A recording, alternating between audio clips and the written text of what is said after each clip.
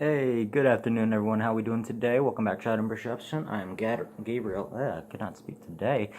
Let's keep rolling this train along. Today we'll be talking about card flipping, but not like aerial stuff. This was just kind of just to make show I can still do ATM.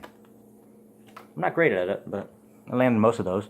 These are the touch playing cards. These are amazing. I wish I'd bought more than one of these. I didn't know if they were overhyped or not, so I didn't buy many. But when I say card flipping, I don't mean like aerial stuff. I mean like, selling them at a profit afterwards. But basically, you know how our parents or grandparents or aunts and uncles, they had like Chinese heirlooms or whatever, like Chinese plate or silverware or like whatever it was called, Chinaware.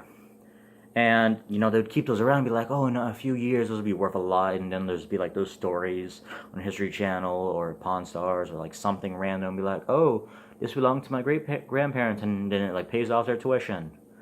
Well, I know nothing about silverware. I know nothing about cutlery. I know nothing about plates, but I do know a good amount about playing cards. And over the years, I've bought a lot of playing cards. And out of my probably over 300 decks of cards, I've probably opened like 50 of them. So the rest are all closed. And game plan is basically I work a lot. I work about 45 hours average in a week. And if I do not end up making like more money, in the future that I can support a family or do what I need to do, or like if I ever have an emergency like rainy day money thing where I don't have the money I need to, I that's what I thought. I was like, I'll save the cards for the future, never open them, and then sell them at a profit. Like I have Smoke and Mirrors, I have Saturn playing cards, I have Seasons playing cards, I got National Day playing cards, I got a bunch of things, and I just haven't opened many of them like at all because of the fact that like I have a game plan. I may not know a lot about technology. I mean, I know a lot about cell phones, but mostly because I always like try to stay up to date with the newest things in cell phones. My laptop knowledge is very limited because I've never owned a laptop in my life, so I can't recommend anything to you firsthand. But when it comes to playing cards, that I can recommend. I can tell you what the stock's always going to be like, what's it going to be worth. Like Fontaine playing cards, you buy those quick, you can sell those back in like 2-3 months for like triple the profit. Anywhere around the world playing cards, those were pretty good. Those went like fast and now are selling like for 30-40 bucks on eBay or on the playing card market, like especially on Reddit, the playing card market subreddit. All the time, there's people all the time selling things, playing cards, and like you can find a lot of deals. People will be like, oh, I'm giving up Magic, or I'm moving, or I'm starting fresh, I'm like resetting. I'm like, you're resetting? That's your reason for selling cards? All right, cool, let's buy some. But that was my idea because I know a lot of things. I know a few things about flipping. Like, was it Gary Vee who said it? And he was like, "Oh, one thing you can do if you really put your mind into it is you can go on Craigslist, go on a bunch of sites, and like buy things for cheap, or go into the Craigslist free section, and get the items, clean them up, refurbish them, sew them back together, clean them as much as you can, and then sell them used slash refurbished on like Letgo or eBay or anything like that, and like make sure that you say in the description that it's refurbished, and you can make money off it. Like know what the original thing costs, maybe do up some like research, and then sell it. Playing cards, I'm not crazy enough to sell them used. I don't think anyone would want to use a used one. I feel like there's this feeling that you get when you open a new deck of cards that is just amazing, and that's like you were the only one to use them, or having the pride in a collection of not knowing, like knowing that you didn't open it. Like I have the mint playing cards. I think I got 4 of the gold ones, the limited ones, and I haven't opened a single one of those.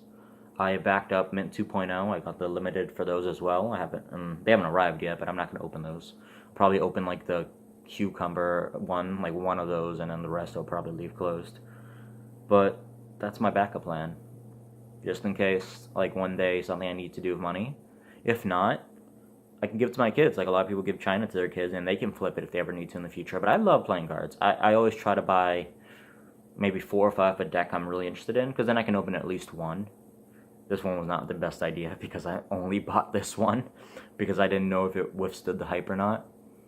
But playing cards are amazing, and I'm seeing a lot of people killing it right now, like 301 Copags. I really want to buy those. I found a site that was like doing a great deal on those, and I didn't like jump on it and buy like 10.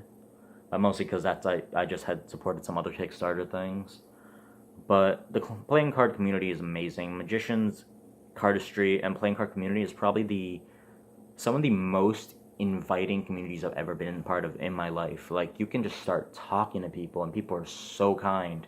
And once they know you're there, not just to like, oh, learn the trick, but like learn it, be a magician, be part of the community, they'll help you out. I mean, I've been Uvu chats, I've been in Skype chats with other magicians, and it just was like, I was taken aback by how welcoming this community was. So I was really thankful for that. And it's always good to know like the worth of cards. Like, I've actually seen people be like, sell a card for a certain amount. Someone else will be like, it's worth more than that, right? I don't want you losing money. Like, people are just really good in this community. It's people. And that's my idea. Sell some cards if I ever have to. If not, I mean, I'm not going to break the record for the most playing card collection. Or isn't, I think the record is like 1,800 individual decks of cards. Not like copies. So if you have one blue bicycle, if you have like 5 of those, it only counts that one. So it has to be like unique each one. So I'm not even close to that, but I don't know. It's a conversation starter. It's cool.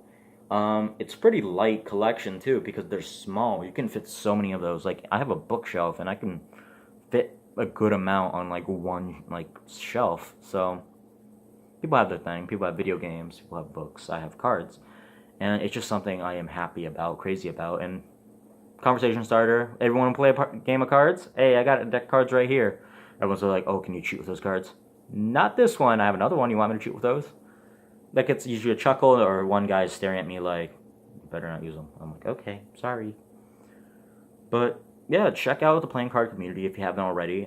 There's a huge subreddit for it. I might even leave a link down in the description. But that's my idea, flipping playing cards if I ever had the chance. I mean, I'm not smart enough to actually do the whole couch thing or other things for flipping. But playing cards, that's my forte. Thank you so much for coming in today. See you next time. Peace.